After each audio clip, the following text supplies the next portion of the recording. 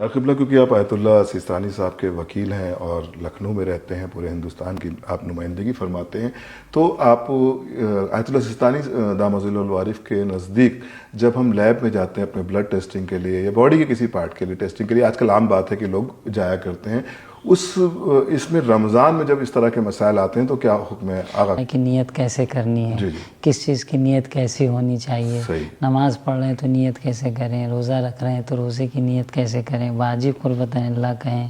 بعض لوگ کہتے ہیں سبھی استخارہ کرواتے ہیں لوگ، تو کہتے ہیں مولانا ٹھہرے رہیے، ہم نیت کر لیں تب آپ استخارہ کریے. نیت خدا کے لیے تھی، نیت دکھاوے کی تھی، نیت دنیا کے مال و منال کی تھی، یا نہیں صرف قربت اللہ انجام دے رہا تھا؟ سگریٹ ہم پیتے ہیں اور ہمارا سگریٹ کا دھواں ہمارے حلق میں نہیں جاتا، یا پان کھاتا ہوں، پان کھا کے تھوک دیتا ہوں، یا گٹکا کھاتا ہوں، گٹکا کھا کے تھوک دیتا ہوں، اس کو نگلتا نہیں، اس صورت میں سگریٹ یا انجیکشن لگوانا، انسولین لینا یا گلوکوز چڑھوانا، ان چیزوں سے آپ کا روزہ نہ باطل ہوتا ہے نہ مکروہ ہے. اگر کسی کے والدین یا والد جن کا انتقال ہو چکا ہے اور اس بات کا بھی امکان ہے کہ ان کے کچھ روزے چھوٹ چکے ہیں، تو شریعت میں اس کے لیے کیا حکم ہے؟ 13 رجب کا روزہ رکھ لیں یا لائیے 15 شعبان کا روزہ رکھ لیں تو نہیں ہے، تو یہ آپ کا روزہ صحیح نہیں ہوگا. قضا بھی وہ ہو جو والد نے کسی عذر کی وجہ سے چھوڑا ہو، صحیح. یہ نہیں کہ وہ روزہ ہی نہیں رکھتا رہا ہو پھر بیٹا بیٹھ کے اس قضا انجام دے. جو بیٹیاں اور جو بہنیں ہماری، مثلا میں شہر لکھنؤ میں رہتا ہوں اور میری بہن کی یا میری بیٹی کی شادی شہر سے باہر ہو گئی اور واپس پھر وہ آتی ہے، تو جو قصر کا جو امکانات ہوتے ہیں، جو حکم ہے روزے کے لیے، وہ جیسے وہ سسرال سے میکے واپس آ رہی ہے تو کیا حکم ہے؟ حضرات مومنین، السلام علیکم ورحمۃ اللہ وبرکاتہ. مسلسل آپ کے روبرو حجت الاسلام عالی جناب مولانا سید پیام حیدر رضوی، وکیل سید علی سیستانی دامت العارف کے ہمراہ رمضان کے حوالے سے، فقہی مسائل کے حوالے سے بات چیت کا سلسلہ جاری ہے. قبلہ آپ کا استقبال کرتے ہیں. السلام علیکم. بہت سے سوال ہمارے ناظرین نے ہم سب کے ہمراہ بھیجے ہیں جو رمضان کے متعلق ہیں، حالانکہ کتنے اس سے پہلے ایپیسوڈز ہم لوگ جواب دے چکے ہیں. کچھ سوال ہمارے پاس وہ آئے ہیں جن کے جواب ہم پہلے بھی دے چکے ہیں، لیکن کچھ اہم سوال ہیں لوگوں کی نگاہ میں، ان کا جواب دینا بھی بہت ضروری ہے. تو اس سے پہلے بھی ہم لوگ روزے کی نیت کے حوالے سے گفتگو کر چکے تھے، آپ کا مدلل ایک بیان بھی آ چکا ہے، لیکن پھر سوال آیا تو میں چاہتا ہوں کہ جو ہمارے نوجوان بچے اور بچیاں ان کی اس بات کا علم ہو جائے کہ روزے کی نیت کے حوالے سے کہ اس کی نیت کیا ہوتی ہے. تو میں چاہتا ہوں کہ آپ بسم اللہ الرحمن الرحیم وبہ نستعین. بہت ہی اچھا سوال ہے، اور نیت کے بارے میں ایک تردد اور ایک شک لوگوں کے دل میں ہمیشہ رہتا ہے کہ نیت کیسے کرنی ہے، کس چیز کی نیت کیسی ہونی چاہیے. نماز پڑھ رہے ہیں تو نیت کیسے کریں؟ روزہ رکھ رہے ہیں تو روزے کی نیت کیسے کریں؟ واجب قربت اللہ کہیں یا صرف قربت اللہ کہیں، مستحب قربت اللہ کہیں. یہ تمام چیزیں روزے کی نیت، روزے نہیں بلکہ تمام نیتوں کے حوالے سے لوگوں کے ذہن میں رہتا ہے. تو ناظرین سے بتانا چاہیں کہ دیکھیے، نیت جو ہے اسلام میں بہت ڈیفیکلٹ یا سخت چیز نہیں، صحیح، جبکہ نیت سب کچھ ہے، لیکن سب سے آسان نیت ہے. ان لفظوں کا دہرانا ضروری نہیں ہے. یعنی حدیث میں یہاں تک ملتا ہے کہ انما الاعمال بالنیات، تمام اعمال کا دار و مدار نیت پر، ارادے پر ہے، نیت پر ہے نا. یہاں یا دوسری حدیث میں ملتا ہے کہ انسان کو اس کی نیت کے مقابل میں اجر دیا جائے گا. کیسی نیت تھی؟ صحیح، نیت خدا کے لیے تھی، نیت دکھاوے کی تھی، نیت دنیا کے مال و منال کی تھی، یا نہیں صرف قربت اللہ انجام دے رہا تھا. تو اعمال کا دار و مدار نیت پر ہے، اور انسان کو وہی ملتا ہے جو اس کی نیت ہوتی ہے، یعنی اتنا ہی اجر ملتا ہے جو اس کی نیت ہوا کرتی ہے. قیمت و کل امرئ ما نویٰ، یعنی ہر انسان کی قیمت جو اس کی نیت کے اعتبار سے ہے کہ اس کی نیت کیسی ہے، پاک ہے، پاکیزہ ہے، خالص ہے. لیکن نیت کرنا جو ہے عمل کے لیے، یہ کوئی بہت سخت کام نہیں. جب ہم کوئی عمل انجام دے رہے ہوں شریعت کے حوالے سے تو ہم نیت کر رہے ہیں تو یہ بہت ڈیفیکلٹ ہے، کیا کہیں. بعض لوگ کہتے ہیں سبھی استخارہ کرواتے ہیں لوگ، تو کہتے ہیں مولانا ٹھہرے رہیے، ہم نیت کر لیں تب آپ استخارہ کریے. بھائی جب آپ نے حالانکہ نیت آپ کر چکے ہیں، آپ نے فون کیا ہے کہ ہمیں استخارہ کروانا ہے فلاں کام کے لیے، تو یہی نیت ہے. آپ کا ارادہ ہی آپ کی نیت ہے، آپ کا ارادہ ہی آپ کی نیت ہے. جب آپ سے پوچھا جائے آپ کیا کر رہے ہیں تو آپ جواب دے سکیں کہ ہم استخارہ کروا رہے ہیں، ہم نماز پڑھ رہے ہیں، ہم غسل کر رہے ہیں، ہم وضو کر رہے ہیں، یہی آپ کی نیت ہے. تو نیت کو بہت سخت لینے کی ضرورت نہیں. کبھی کبھی تو زبان پہ لانا منع بھی ہے، جیسے نماز احتیاط میں. نماز احتیاط میں اگر کوئی نیت زبان پہ لاتا ہے تو وہ منع ہے. تو کہنے کا مقصد ہے کہ نیت کو سخت نہ بنائیں، ہاں لیکن عمل میں نیت ہونی چاہیے، یہ ضروری ہے۔ آپ سے پوچھا جائے آپ کیا کر رہے ہیں، اب ماہ رمضان کے حوالے سے دیکھ لیجئے، اذان صبح سے پہلے آپ کی نیت ہونی چاہیے کہ ہمیں آج کا روزہ رکھنا ہے۔ ہاں، اس کے متعلق بھی ایک سوال آیا ہے، مثلاً کہ ترک سحر کا وقت کیا ہوتا ہے؟ ترک سحر کا وقت کیا ہوتا ہے؟ نیت پہ بات ہوگی تو ترک سحر پہ بات کر لیتے ہیں، لیکن آپ پورے مہینے کی نیت کر سکتے ہیں کہ اس سال پورے مہینے انشاءاللہ ہمیں روزہ رکھنا ہے۔ اب ہر روز آپ اٹھ رہے ہیں، سحری کھا رہے ہیں اور اذان صبح سے تھوڑی دیر پہلے آپ ترک سحر کر دے رہے ہیں، تو یہی آپ کی نیت ہے۔ بے شک۔ اب وہ آخری ٹائم میں کہ نیت کر لیجئے، جلدی سے نیت باندھ لیجئے، یہ کوئی ضروری نہیں، دوڑنے کی بات نہیں ہے، بس آپ کوشش کریے کہ ترک سحر اور وہ کام جو روزے میں حرام ہے ان سے آپ پرہیز کرنا اذان صبح سے، یعنی اذان صبح کے ٹائم جو 5-10 منٹ پہلے احتیاطاً کہا گیا ہے اس سے آپ اپنا شروع کر دیجیے۔ بے شک۔ یہی آپ اس کی میں نیت ہے۔ اس اذان صبح سے اور ترک سحر میں کتنا گیپ ہونا چاہیے؟ یہ بھی اکثر ہاں ہمارے بچے دیکھیے یہ بہت اچھا سوال ہے، دیکھیے کیونکہ اذان کا جو ٹائم ہے اور ترک سحر کا ٹائم ہے حقیقت میں یہ دو احتیاط کا نتیجہ ہے۔ ایک احتیاط یہ ہے کہ اذان نماز صبح اس وقت پڑھی جائے جب یقین ہو جائے کہ سحر کا وقت ہو گیا ہے، یعنی وہ سفیدی جو پھیلتی ہے صبح صادق جس کو کہا جاتا ہے، تو وہ صبح صادق پھیل گئی ہے، یقین ہو جائے گا تب آپ نماز پڑھ سکتے ہیں۔ ادھر سے سحر میں کیا ہے، سحر میں یہ ہے کہ آپ کو یقین کرنا ہے کہ صبح صادق ہونے سے پہلے آپ نے کچھ ایسا کام نہیں کیا جو روزے کو باطل کرتا ہے، تو اس میں تاخیر کی ضرورت ہے، تھوڑا تاخیر سے پڑھیں تاکہ اطمینان ہو جائے کہ وقت نماز کا داخل ہو گیا۔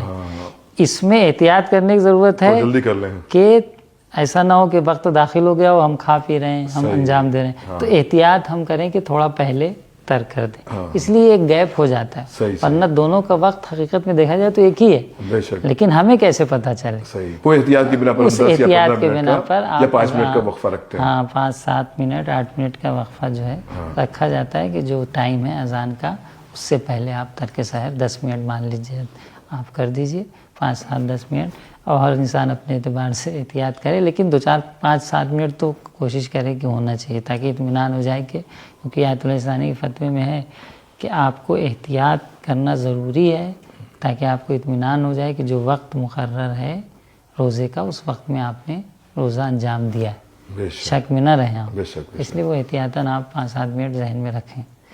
تو یہ سحر کا وقت ہوتا ہے اور یہی آپ کی نیت ہے کہ یہ ہمارا روزہ رکھ رہے ہیں اور روزے کو جاری کرتے ہیں۔ قبلہ کیونکہ آپ آیت اللہ سیستانی صاحب کے وکیل ہیں اور لکھنؤ میں رہتے ہیں، پورے ہندوستان کی آپ نمائندگی فرماتے ہیں، تو آپ آیت اللہ سیستانی دامت العارف کے نزدیک جب ہم لیب میں جاتے ہیں اپنے بلڈ ٹیسٹنگ کے لیے یا باڈی کے کسی پارٹ کے لیے ٹیسٹنگ کے لیے، آج کل عام بات ہے کہ لوگ جایا کرتے ہیں، اس میں رمضان میں جب اس طرح کے مسائل آتے ہیں تو کیا حکم ہے آقا کا؟ ہاں دیکھیے اس میں بہت اچھا سوال کیا کہ بہت سے لوگ سوچتے ہیں کہ ان چیزوں سے بھی ہو سکتا ہے روزہ باطل ہو جائے، مثال طور پہ انجیکشن لگوا لیا یا انسولین، جو لوگ شوگر کے پیشنٹ ہیں انسولین لیتے ہیں، یا گلوکوز کمزوری آئی یا طبیعت خراب ہوئی تو گلوکوز لینے چلے گئے، تو ان طرح کے جو یہ تمام جو کام ہیں یہ روزے میں منع نہیں ہے، کیونکہ ایک فہرست ہم نے پوری طور پہ بیان کر دیا ہے کیا چیزیں روزے کو باطل کرتی ہیں اور کیا چیزیں روزے میں مکروہ ہیں، جیسا کہ اس سے پہلے ایپیسوڈ میں اشارہ ہوا ہے تمام تفصیلات کے ساتھ۔ تو کہنے کا مقصد ہے کہ یہ تمام کام جس کو آپ نے بیان کیا، انجیکشن لگوانا، انسولین لینا یا گلوکوز چڑھوانا، ان چیزوں سے آپ کا روزہ نہ باطل ہوتا ہے نہ مکروہ ہے۔ ہاں صرف طاقت کا انجیکشن لینا وہ مکروہ شمار کیا گیا ہے، طاقت کے انجیکشن کے لیے مکروہ شمار کیا گیا، باقی اور مکروہ شمار نہیں کیا گیا ہے، تو ان چیزوں کو آپ انجام دے سکتے ہیں، آپ کے روزے پہ کوئی اثر پڑنے والا نہیں ہے۔ اچھا، اس سے پہلے جو ہم لوگوں نے اس ایپیسوڈ پہ گفتگو کر رہے تھے، البتہ یہ بھی اشارہ کرتے چلیں کہ خون لوگ جو نکلواتے ہیں تو ہو سکتا ہے خون نکلوانے سے کمزوری ہو، تو ہر وہ کام جو کمزوری کا باعث ہے وہ مکروہ ہے، جس سے پہلے ہم لوگوں نے گفتگو کی، تو وہ اس حوالے سے کہ کمزوری کا باعث ہے اس لیے خون نکلوانے سے پرہیز کرنا۔ اس سے پہلے جب آپ نے جو جسے روزہ باطل ہوتا ہے 9 چیزوں پہ گفتگو کی تھی اور وہ قباحتیں یا وہ مکروہات 12 جن پہ گفتگو کی تھی، اسی سلسلے میں ایک سوال اور آیا کہ بھئی سگریٹ ہم پیتے ہیں اور ہمارا سگریٹ کا دھواں ہمارے حلق میں نہیں جاتا، یا پان کھاتا ہوں پان کھا کے تھوک دیتا ہوں، یا گٹکا کھاتا ہوں گٹکا کھا کے تھوک دیتا ہوں، میں اس کو نگلتا نہیں، اس صورت میں سگریٹ تو آیت اللہ ثانی کے احتیاط واجب کی بنا پر بالکل جائز نہیں، کیونکہ وہ آپ چاہیں نہ چاہیں دھواں اپنا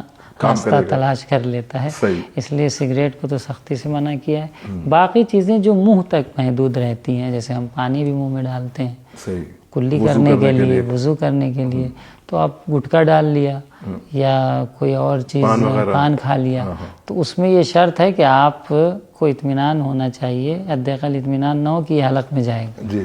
اگر آپ کو لگتا ہے کہ نہیں بھئی یہ حلق تک پہنچ جائے گا تو پھر آپ پرہیز کریں ضروری.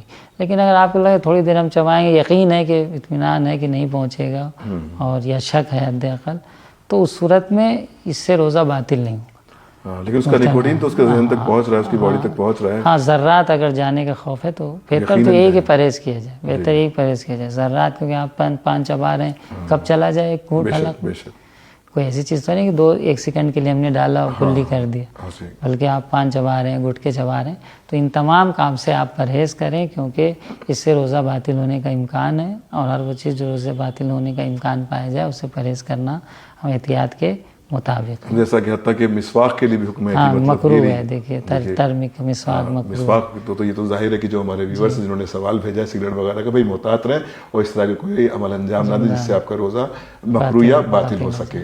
تو قبلہ اگلا سوال جو ہمارے پاس ہے وہ یہ ہے کہ اگر کسی کے والدین یا والد جن کا انتقال ہو چکا ہے اور اس بات کا بھی امکان ہے کہ ان کے کچھ روزے چھوٹ چکے ہیں، تو شریعت کے میں اس کے لیے کیا حکم ہے کہ ان کے قضا روزے رکھے جائیں یا اس کا فدیہ دیا جا سکتا ہے یا کیسے اس کا کفارہ ادا کیا جا سکتا ہے؟ جو والد کا قضا روزہ ہے وہ بڑے بیٹے پہ واجب ہے.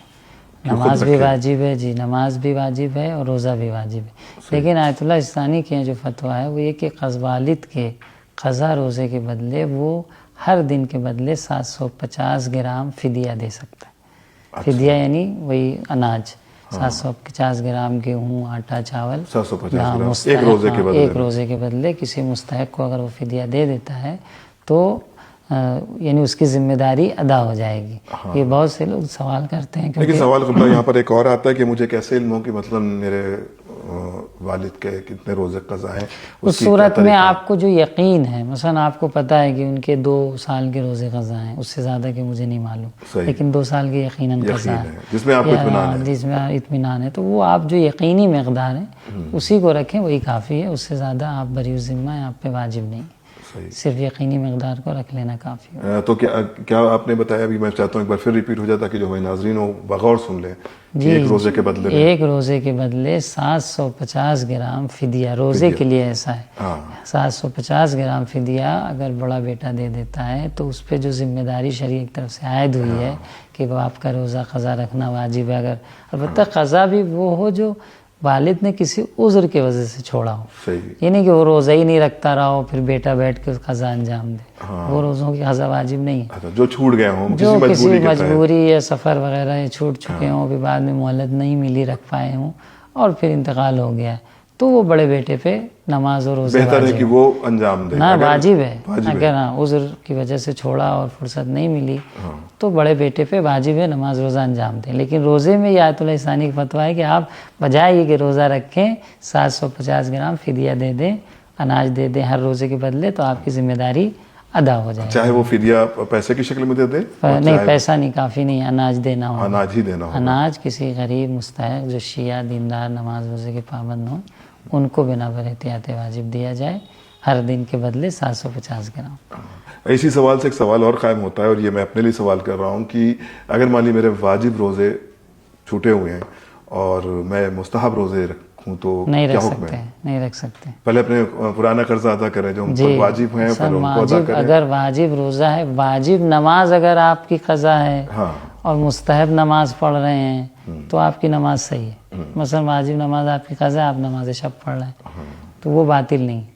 لیکن اگر واجب روزہ آپ کا قضا ہے اور آپ مستحب روزے رکھ رہے ہیں کہ 13 رجب کا روزہ رکھ لیں یا لائیے 15 شعبان کا روزہ رکھ لیں تو نہیں ہے، تو یہ آپ کا روزہ صحیح نہیں ہوگا. آپ اسی قضا کی نیت کریے 13 رجب کو یا 15 شعبان کو یا 3 جب بھی شعبان موقع آپ کو کو، فراہم ہو، جب بھی مستحب روزہ رکھنا چاہ رہے ہیں اسی دن آپ قضا کی نیت کریے. انشاءاللہ خدا مستحب کا بھی ثواب آپ کو خدا سے امید رکھیے کہ عطا کر دے گا. لیکن آپ سوچیں کہ ہم واجب بعد میں کر لیں گے، ابھی مستحب رکھ لیتے، وہ صحیح نہیں. ہاں کسی دوسرے کا قضا رکھ سکتے ہیں.